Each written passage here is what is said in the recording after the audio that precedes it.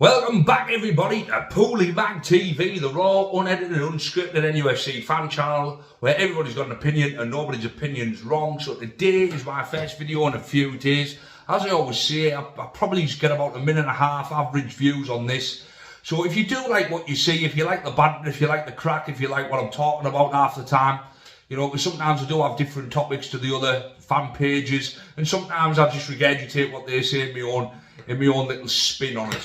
So if you do like it, just hit subscribe, just like it. Now, comment down below, we can start having a little bit of banter about it, having a little bit of crack. It's another page to vent. If you're out like me, support Newcastle can be a little bit of a roller coaster, and the more I can vent, the better I feel. So there we go, that one's out the way. So, I haven't done a video for a few days. Obviously, life gets in the way, as I mentioned in my last video. I don't get paid for this, but it is a hobby and it is becoming a passion of mine to do these videos for the people who do watch it.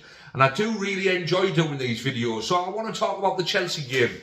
Now, Sandro Tonali scored, you know, and I just thought he was just quality again, wasn't he? Sandro Tonali is a great player. Sandro Tonali's world class. Sandro Tonali needs to stay, and we need another 4 players like Sandro Tonali because he is just that damn good. And Bruno Fernandes, Bruno Fernandes, so that's showered, doesn't he, down the road, Manchester United, who've sneaked into another final. Anyway, less said about that, the better. Bruno Guimaraes with a deflected shot for 2-0.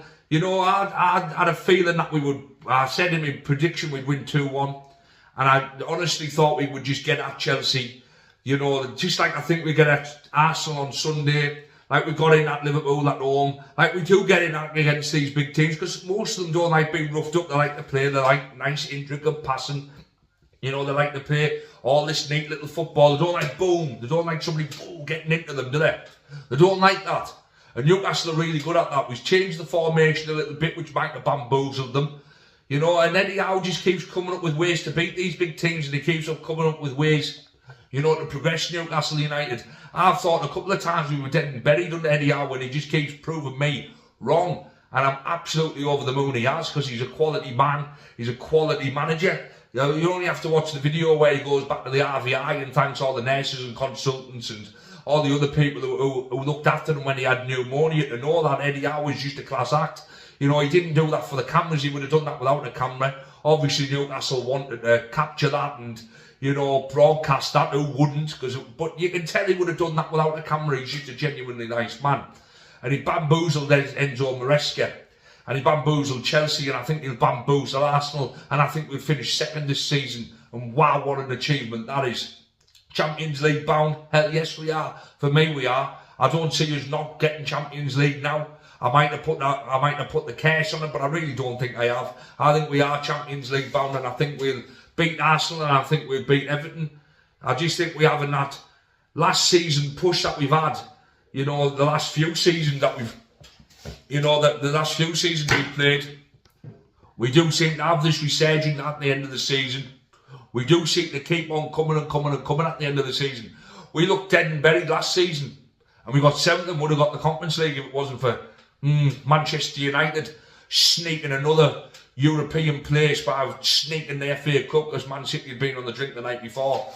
You know, so we do seem to have this push under Eddie Howe at the end of the season. His first season in charge, although it was only 2/3 of the season, we had a massive push from February. The season we finished 4th, we had a massive push from March.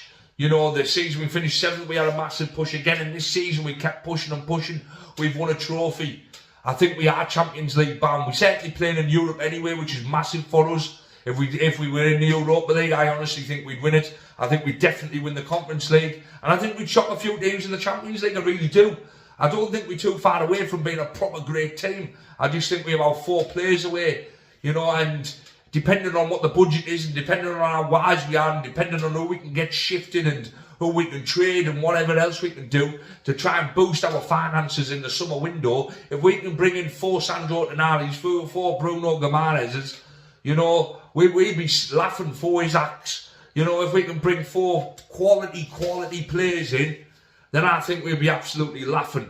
And I think we definitely are Champions League bound. So, next point. I know a lot of the fan channels are gonna have had 10-minute videos. I'm not gonna give this pissant more than a couple of minutes, but he is an absolute weasel, isn't he? Rory Jennings, the smug, smug. He is. He's horrible. I'm not gonna swear too much, you know, because kids might watch this, but I can't stand the man. I honestly cannot stand that smug look on his smug little face, you know, and he wouldn't want to meet me in a dark alley. I'm not hard by any stretch of the imagination, but I could lift him, you know, and I would take great pride and great joy in lifting him, because I can't stand him. The smug, arrogant, slime ball. That's what he is, and that's about as much airtime as that cretin is going to get off me. I can't stand the man. So we move on to something just as controversial in Newcastle terms, the new badge. Now, I've seen pictures of the new badge on the Toon review earlier and the Magpie channel. You know, I don't think that's going to be the final badge, if I'm honest. And to be fair, I couldn't care less. I'll buy the t-shirt. It's not going to change my fan. It's not going to stop me from being a fan, you know what I mean? I'm still going to be a fan of Newcastle regardless of the badge. The one that I've seen, the grey one, it doesn't look too dissimilar to the one that we've got now.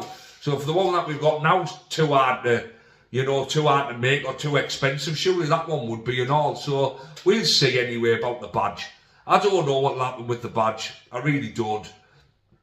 But it's, you know, it's controversial, but things change, things move on.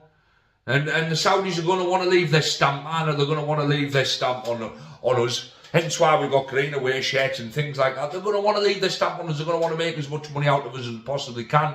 And hopefully try and bring in as much money as they can. So try and win us the league. Try and get us further and further every year in the Champions League. You know, so I'm all for it. Change is as good as the rest, as they say. You know, and I really do believe that we're on the up. And a new badge doesn't really bother me. Yes, tradition's lovely. And I am a traditionalist. I like retro stuff. I love 80s trainers, I like 80s t-shirts, and you know, I love all the 90s Newcastle shirts and just the Premier League in general. All the shirts were great in the 90s. They're all different. They all seem to be the same now, but at the end of the day, a shirt is a shirt. You know, as long as it's black and white and they don't change the colours of that. The crest's changed about 4 times since the club's been founded, you know what I mean? So, not really that massive a deal for me, to be fair. And you know, I just don't get all the uproar about it. But I understand some people are passionate about this kind of thing. Me, I'm a traditionalist, but I also realise things have got to move on, and if it helps us move forward in a positive way, then why the hell not? And just the last one, you know, come on, let's beat the Gunners. You know, Arsenal grown up were my second team. They were my second team for a long, long time. They had some great footballers. They were class act to watch.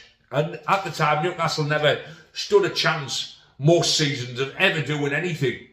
Yeah, they had the odd season under Bobby Robson, the odd season under Kevin Gagan. But for most seasons, we were languishing in. We weren't title challenging anyway, put it that way. So Arsenal were the team that I wanted to win the league, because I couldn't stand Manchester United, couldn't stand Liverpool, and I didn't like Chelsea because of all the money. So Arsenal were the team that I thought did it the right way. They played the right football. They didn't overspend on players, you know, and I just thought they were a class act for about 10 years under Wenger. Under Arteta's a different story. Mikel Arteta has changed my whole, you know, perspective on Arsenal Football Club. He's a whinger, he's a moaner, and he's inadequate. And that's all he is. You know, he's not adequate to be an Arsenal manager. And he's proven that. He's a bottler, he's a bottle job, and he's a whinger. And I can't stand whingers. I don't like a whinger. You know what I mean? And a whinger who wins, fair enough. And Mourinho whinged all the time, but he won. Arteta, he's a bottle job. And he's changed my whole perspective on Arsenal. You know, when they're in Europe now, I still watch them, but I don't have that same oomph that I had, say, 10, 15 years ago, where I would have cheered them, really cheered them if they'd have won. Now I just watch them because it's on telly. You know, and Mikel Arteta's done that.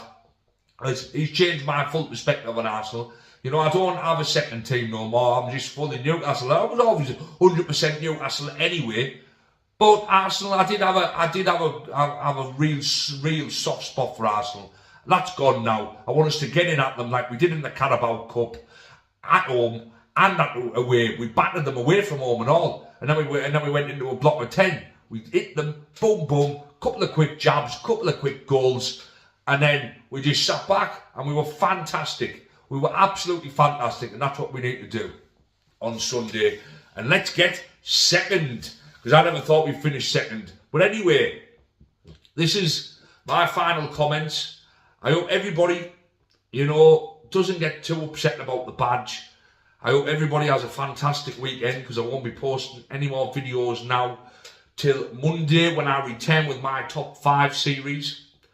Hopefully it will be top 5 Champions League moments. But if we only draw or we lose, then it'll be top 5 European moments. But if we win, I think we definitely get the Champions League, and it will be top 5 Champions League. But I hope everybody has a cracking weekend, and I hope everybody keeps it black and white and keeps it Pooley Mag TV. Over and out, folks.